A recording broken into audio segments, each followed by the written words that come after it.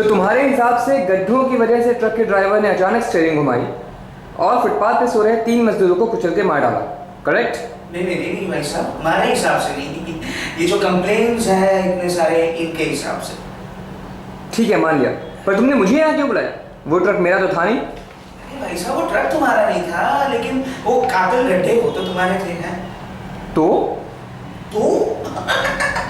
अरे भाई साहब, तो देख, आप वही कंट्रैक्टर हैं जिसने बारिश के पहले उन गड्ढों को भरा था।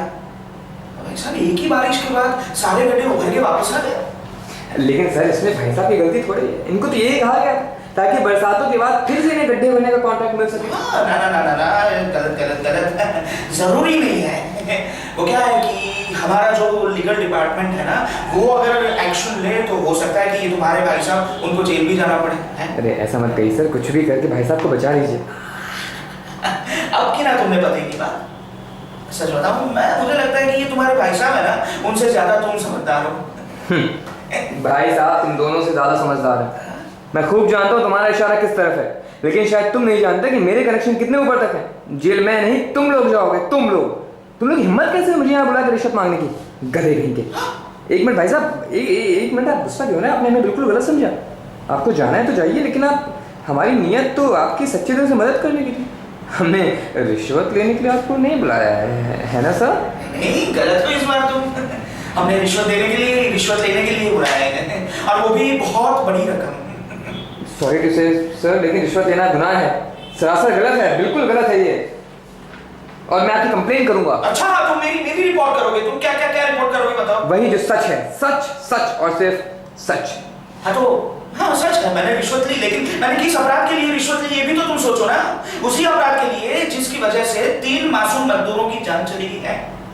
बिल्कुल, क्योंकि यही सच है भाई साहब, और यही सिर्फ सच है। एक मिनट यंग मैन, आप बीच में मत पड़िए भाई साहब, ये सच और झूठ की लड़ाई है। एक मिनट, उस लड़ाई का अंजाम क्या होगा ये कभी सोचा है?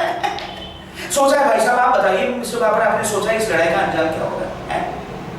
इसका तो एक ही अंजाम हो सकता है कि कल सुबह अखबार की फ्रंट पेज पे एक ही हेडलाइन होगी कि मिस्टर बाबर की लापरवाही ने 3 मासूमों की जान ली। क्योंकि ये सच है, सच और सिर्फ सच। एक मिनट यंग मैन, मेरा नाम विजय वर्मा है। अरे बहुत अच्छा नाम है, लेकिन तुम लोग ऐसा नहीं कर सकते कि सिर्फ सच कहो और सिर्फ सच को छोड़ दो। मेरी बात समझ रहे हो ना? मैं समझ रहा हूँ, पर मैं ऐसा बिल्कुल नहीं करूँगा, क्योंकि अगर इनके हाथ रिश्वत से रंगे तो आपके हाथ खून से रंगे। आप खूनी भाई साहब, आप खूनी हैं। मिस्टर बाबर,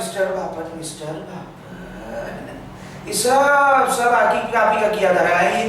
क्या जरूरत क्या थी मिस्टर बाबर? मुझे बताइए, क्या जरूरत क्या थी? इसके अंदर जो सच छिपा हुआ है, इसके अंदर से वो सच का वो छिपाने की, जलाने की क्या जरूरत क्या थी? सर कुछ भी करिए आप। फंस गए हम दोनों ना। आप आपस में रोक लीजिए सर, कुछ भी करिए आप। नहीं भाई साहब, नहीं, ये अब नहीं रोक सकता। ये अलग ही ट्रिप पर है, ये जो ट्रिप पर चला जा सकता है वो मुश्किल है उसको रोकना। अरे सर कुछ भी करिए, लेकिन उसे ट्रिप से वापस लाइए। मैं फांसी नहीं जाना चाहता साहब, कोई तो उपाय होगा।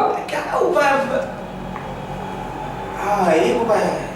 ये बेचारा पागल है, शिव जी का बड़ा भक्त है, वो कुछ मंदिर बना रहा है शिव जी के लिए, चंदा इकट्ठा कर रहा है। तो ठीक है, बताइए कितना चंदा चाहिए, मैं देने को तैयार हूँ। अच्छा, कम से शुरुआत करता हूँ। अब देखिए, मैं 2000-3000 को तो वो उसने कर दिया, 500-600 इसने कर दिया, वो 800 और 1500 उसका, 2 लाख। ठीक है, 2 लाख? इसे सबसे कम कहते हो? कल का अखबार पढ़ लीजिए। अरे रुको यार, मुझे मंजूर है। पक्का? डन। अरे आ जाओ भाई विजय बेटा, आ जाओ। ये तुम्हारे भाई साहब मान गए, रिश्वत नहीं चंदा दे रहे हैं तुम्हारे मंदिर के लिए 1 लाख। अरे चंदा या भीख? Too less. 3 लाख। 3 लाख। 4 लाख। अब मैं कुछ नहीं बोल सकता, ये बोल रहा चाहता। ओके ठीक है, डन। 5 लाख में डन। 5 लाख डन। कल का अखबार मत पढ़ना।